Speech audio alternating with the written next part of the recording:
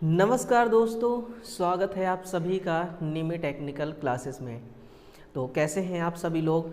देखिए, आप लोगों के लिए रेलवे की तरफ से एक नोटिस जारी किया गया है। रेलवे में जो टेक्नीशियन के पोस्ट के लिए जो वैकेंसी निकाली गई थी, उस वैकेंसी को लेकर के एक बहुत ही खास नोटिस रेलवे ने आउट किया हुआ है और उस नोटिस का एक छोटा सा इवेंट रखते हैं और उस इवेंट में इस नोटिस से रिलेटेड जितने भी सवाल आपके मन में चल रहे होते हैं और जितने भी पॉइंट्स इस नोटिस में दिए हुए हैं, वो सभी पॉइंट्स मैं आपके सामने शेयर करना चाहूँगा। और जैसे कि इसमें पदों में वृद्धि हुई है। पहले कितने पोस्ट थे, है ना, पहले 9144 पदों पर वैकेंसी थी। अब इसको इन्हांसमेंट करके, यानी कि इसको वृद्धि करके 14,298 पदों पर इसको कर दिया गया है। जैसे कि रेलवे 298, 99, 97, है ना, इस प्रकार का जो नंबर रखता है रेलवे को बड़ा ये इंटरेस्टिंग नंबर लगता है ना, शायद इसीलिए रेलवे इस प्रकार का नंबर जो है वैकेंसी में देता है। तो 14,298 पदों पर दोस्तों वैकेंसी बढ़ करके आ चुकी है। अब इसमें ये आपके लिए जानना जरूरी है कि किस जोन में फर्दर कितनी वैकेंसियां बढ़ी हुई हैं और क्या पहले जो वैकेंसियों मतलब कि जो पहले फॉर्म आया था उसमें जितने पोस्ट थे, जितनी उसमें पोस्टें थी, क्या उसमें भर्तियां बढ़ी हुई हैं या फिर अलग से कोई उसमें पोस्ट उसमें मतलब कि पोस्ट को इंक्लूड करके उसमें वैकेंसियों को बढ़ाया गया है ना। तो सारी चीज़ों पर हम बात करेंगे। और फॉर्म दोबारा भरने के लिए आप लोगों को ऑप्शन दिया जा रहा है। तो क्या ऐसे छात्र जो पहले से फॉर्म भर चुके हैं वो भर पाएंगे या फिर फ्रेश कैंडिडेट हैं वो भर पाएंगे, सारी चीज़ों पर हम डिटेल से बात कर रहे होंगे। मैं थोड़ा सा लेट जरूर हूं, लेकिन दोस्तों मैं जब भी आता हूं लेट ही आता हूं, लेकिन इतना डिटेल लेके आता हूं कि अगर आपने कंप्लीटली इस वीडियो को देख लिया ना, इस इवेंट में आप कंप्लीटली इस इवेंट को सुन लेते हैं, तो आपको दूसरा और कोई वीडियो देखने की कोई ज़रूरत नहीं पड़ेगी। ठीक है, तो शुरुआत करते हैं। बिल्कुल ऑफिशियल नोटिस है दोस्तों, नई क्वालिफिकेशन क्या है ना, फॉर्म कब से भरे जाएंगे और जो फॉर्म भर चुके हैं उनके लिए इसमें क्या फ़ायदा वगैरह रहने वाला है। तो सबसे पहले तो आप देखेंगे यहाँ पर कि पहले एक नोटिस आया हुआ था कोरिजेंडम फर्स्ट, है ना, कोरिजेंडम फर्स्ट। तो सबसे पहले मैं यहीं से आपका एक बात क्लियर कर देना चाहता हूँ कि ये जो वैकेंसी बढ़ी है दोस्तों, ये वैकेंसी टेक्नीशियन में ग्रेड 3 वालों के लिए बढ़ी हुई है। किसके लिए?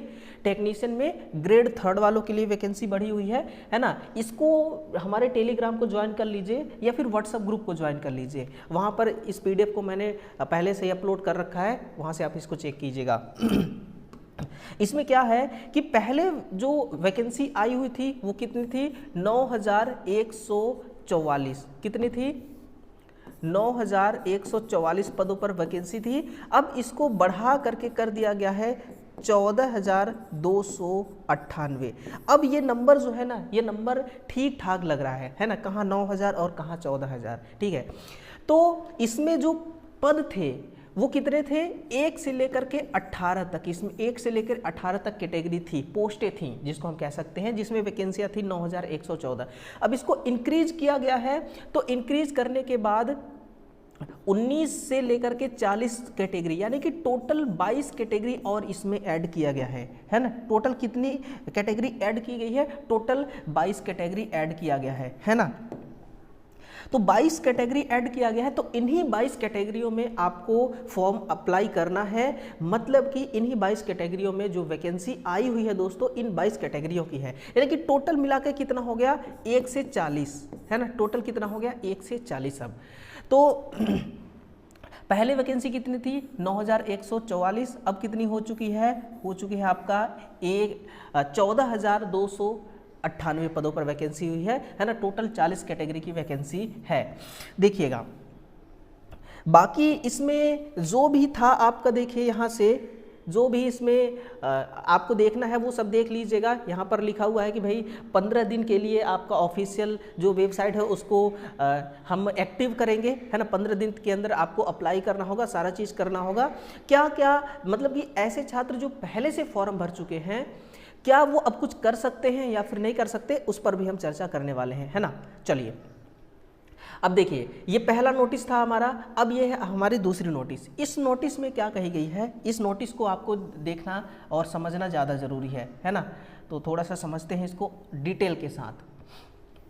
देखिए ऐसे छात्र, ऐसे विद्यार्थी जो पहले से ही फॉर्म को अप्लाई कर चुके हैं, है ना, जो पहले से ही फॉर्म को अप्लाई कर चुके हैं, जैसे कि चाहे वो कोई ज़रूरी नहीं टेक्नीशियन में ही फॉर्म भरे हैं, रेलवे का कोई सा भी फॉर्म, है ना, आरआरबी जेई का, एनटीपीसी का, या फिर आपका लोको पायलट का, ठीक है ना, पैरामेडिकल का, किसी में भी फॉर्म को आपने अप्लाई किया है तो आपको नया रजिस्ट्रेशन नहीं करना है।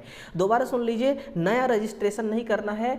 जो पहले आपने आईडी पासवर्ड बनाया है उसी आईडी पासवर्ड के थ्रू आपको रेलवे के साइट पर लॉगिन हो जाना है और फॉर्म को फिल करना है, सिर्फ फिल करना है, नया रजिस्ट्रेशन नहीं करना है। देखिए इस इम्पोर्टेंट नोटिस में क्या बोला गया है, इसमें यह बोला गया है कि नॉर्मली विंडो पीरियड फॉर, मतलब कि 15 दिन के लिए आपका जो है ये स्टार्ट किया जाएगा। कब से लेकर के 2 अक्टूबर यानी कि महात्मा गांधी जयंती के दिन से लेकर के आपका 16 अक्टूबर तक ये लिंक जो है इनका एक्टिव रहने वाला है। सेकेंड है कि the candidate need to log in website, यानी कि आपको सिर्फ लॉग इन होना है वेबसाइट पर, ठीक है, रजिस्ट्रेशन नहीं करना है। ऐसे छात्र जो पहले से फॉर्म भर चुके हैं, ध्यान से सुनते रहिएगा। तीसरा पॉइंट बहुत इंपॉर्टेंट है, existing pad candidate the technician grade 3, यानी कि टेक्नीशियन ग्रेड 3 में वैकेंसी को बढ़ाया गया है।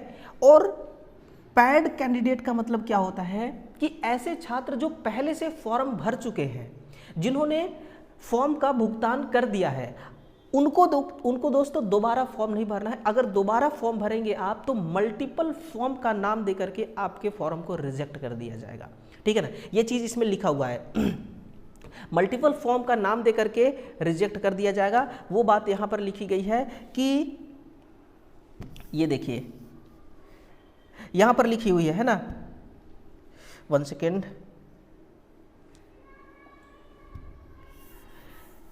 ये देखिए ये बात यहाँ पर लिखी गई है कि the should not submit new applicant is the will tantamount to multiple applications, है ना, मल्टीपल एप्लीकेशंस का नाम देकर के आपके फॉर्म को रिजेक्ट कर दिया जाएगा, ठीक है। तो ये गलती आपको नहीं करना है। फिर आप फॉर्म भर चुके हैं तो आपको क्या करना होगा, है ना, आपको ये करना होगा, सबसे पहला यहाँ पर लिखा हुआ कि भाई 2 से लेकर के 16 तक आपको जो भी करना है सब कुछ करना है ना। पहला इन्होंने क्या बोला है कि आप मॉडिफिकेशन कर सकते हैं, किसमें आप मॉडिफाई कर सकते हैं, रीअपलोड कीजिए अपना फोटोग्राफ्स, है ना। आपको ऐसा लगता है कि आप मेरे जैसे बाल आपका पहले रहा होगा लेकिन अब आपका बाल ठीक ठाक हो गया होगा, है ना, या फिर कोई पहले टकला रहा होगा अब उसके बाल आ चुके होंगे, तो उसको लगता होगा कि भाई मैं अब अपना फ़ोटो रेलवे को दूं, ठीक है। तो आप अपना फोटोग्राफ्स को चेंज कर सकते हैं, है ना, पीछे वाइट बैकग्राउंड के साथ। फिर आप क्या कर सकते हैं, आप अपने सिग्नेचर को चेंज कर सकते हैं, ठीक है ना, आरआरबीज को चेंज कर सकते हैं, पोस्ट प्रेफरेंस को चेंज कर सकते हैं, ठीक। जैसे कि आप मान लीजिए कि 1 से लेकर के, है ना, 1 से लेकर के 18 कैटेगरी की यहाँ पर वैकेंसी थी, 18 पोस्ट की वैकेंसी थी, तो आपने प्रेफरेंस 1 से लेकर 18 तक ही भरा होगा। लेकिन अब आपके पास 1 से लेकर के 40 तक के ऑप्शन आ रहे हैं, तो आपको क्या करना है कि लॉगिन आईडी के साथ लॉगिन हो जाना है, लॉगिन आईडी और पासवर्ड के साथ लॉगिन हो जाना है, और जिस कैटेगरी में आप एलिजिबल हो रहे हैं उस कैटेगरी में आपको प्रेफरेंस डाल देना है, बस। इसके अलावा और आपको कुछ नहीं करना है। फिर आता है कि ऐसे कैंडिडेट जो फर्स्ट टाइम फॉर्म को अप्लाई कर रहे हैं, है ना, इससे पहले फॉर्म को अप्लाई उन्होंने नहीं किया, हो सक जिस भी रीजन की वजह से नहीं किया हो, है ना, चाहे नेटवर्क इशू की वजह से या फिर आपको पता नहीं चल पाया, जिस भी रीजन की वजह से आप फॉर्म को नहीं अप्लाई कर पाए थे, तो अब आपको क्या करना है, यहाँ से देखिए न्यू कैंडिडेट क्या करना है कि भाई अगर आपने पहले से फॉर्म भरा था एएलपी में तो आपको नया रजिस्ट्रेशन नहीं करना है, बस लॉगिन आईडी पासवर्ड के साथ आपको लॉगिन होकर के पूरा वही प्रोसेस करना है। सब कुछ इसमें लिखा हुआ है कैसे कैसे क्या करना है, आपको फॉर्म को भर देना है और सबमिट कर देना है ना, candidate for submitting this application also, ठीक है। यहाँ तक की बातें सबको क्लियर हो गया ना। इसके बाद आपको, अगर आप ये चाहते होंगे कि सर हमें मतलब कि कैसे पता चले कि किसमें टोटल कितनी वैकेंसियां बढ़ी हुई हैं, है ना, टोटल किसमें कितनी वैकेंसियां बढ़ी हुई हैं, तो दोस्तों मैं यहाँ पर आपके लिए टोटल डिटेल लेकर के आया हूँ, आप यहाँ से देख सकते हैं। है ना, आप यहाँ से देख सकते हैं। जैसे कि अहमदाबाद हो गया, इसमें ग्रेड फर्स्ट में वैकेंसी कितना था, ग्रेड फर्स्ट में वैकेंसी 74 थी। ग्रेड थर्ड की वैकेंसी बढ़ी है, किसकी वैकेंसी, सिर्फ और सिर्फ ग्रेड थर्ड की वैकेंसी बढ़ी हुई है ना, टेक्नीशियन ग्रेड थर्ड की। वर्कशॉप एंड पीएसयू, देखिए ये आपको घटते क्रम में पूरा दिखाई दे रहा है ना, नहीं घटते क्रम में नहीं है। देखिए यहाँ पर आप देखिए, यहाँ पर नंबर ऑफ वैकेंसी कितना दिखाई दे रहा है आपको, 1883, जो कि चेन्नई के अंदर इतनी वैकेंसियां हैं।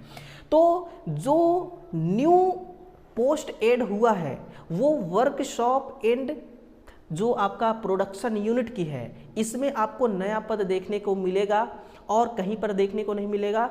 तो क्या ऐसे छात्र जो 10+2 वाले हैं, क्या उनके लिए भी वैकेंसी बढ़ी हुई है? तो बिल्कुल दोस्तों, कुछ ऐसे हैं पद, कुछ ऐसे हैं कैटेगरी जहां पर उनको मौका दिया गया है, लेकिन बहुत कम, ना के बराबर। ज़्यादा से ज़्यादा टेक्नीशियन का जो ग्रेड थर्ड वाली पोस्ट है उसमें वैकेंसी बढ़ी हुई है ना।